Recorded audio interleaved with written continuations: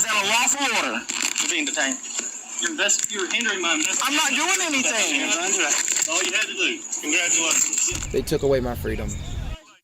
And that Gaston County man says police also took away his First Amendment rights by handcuffing him and taking him to jail. This all happening as the man recorded a police interaction in a public setting. Among the many lessons George Floyd's murder taught us about policing in America, the citizen-role citizen journalists play. But this man's experience also shows filming law enforcement can be risky. Nate Morbido learned what you can do if you're in a similar scenario. What played out through the lens of a camera in the small town of Dallas, North Carolina could have happened anywhere and ended even worse. But an expert told us it doesn't have to be this way.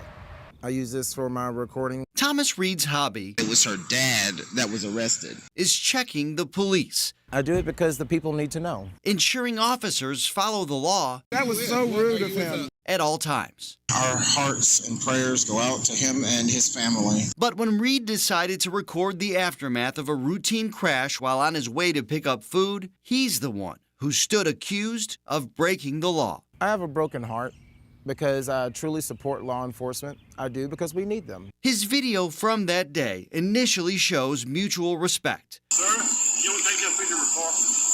There's no expectation of privacy in public. But then someone took issue with his filming. You want to make a story out of this? All right, so the police have left me alone this entire time, so why are we escalating the situation even more? Reid stood his ground. Can you just go ahead and step back over there? I'm not going nowhere, bud.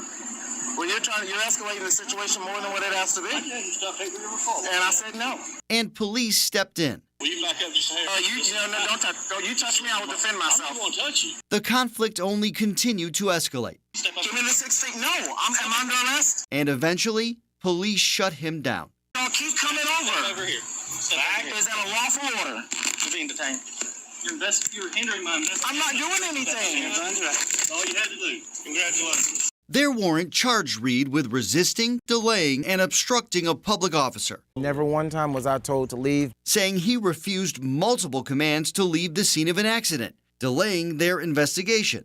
So they brought him to jail. How did it feel? I felt like I was robbed. Reid's day in court came in late March. A judge found him not guilty.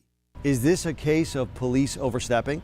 I believe so, and they thought that they can get away with it. His attorney, Dominique Cam, is well-versed in civil rights law. You can film the police as long as you're not a part of the action. Which gives people the right to record as long as they're not too close and not interfering. The officer had the opportunity to give him a citation, he could have given him a summons, but he chose to actually physically arrest him. These are the laws, whether we like it or not, our feelings aren't part of it. At the end of the day, the law is what matters. While that's true legally, ego versus ego creates chaos. M. Quentin Williams says our feelings actually have everything to do with how this kind of situation ends. Check your ego at the door. The former FBI agent and federal prosecutor founded a nonprofit that teaches police and the community how to build better relationships. I'll be respectful, you be respectful, let's start from there. And he says it all starts with humility. That escalates it right there.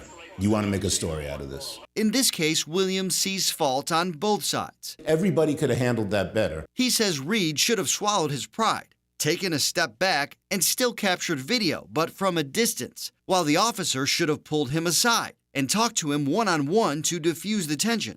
Instead, neither backed down. And Williams says that's always trouble for the person behind the camera. There is no battle that one will win with an officer on the street. Reid's criminal case is now expunged. Very humiliating. But his experience isn't as easily erased.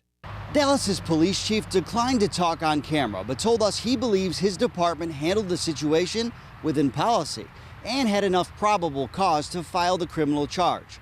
Chief Robert Walls told us he welcomes people to exercise their First Amendment rights, as long as they do so from a safe distance and don't interfere.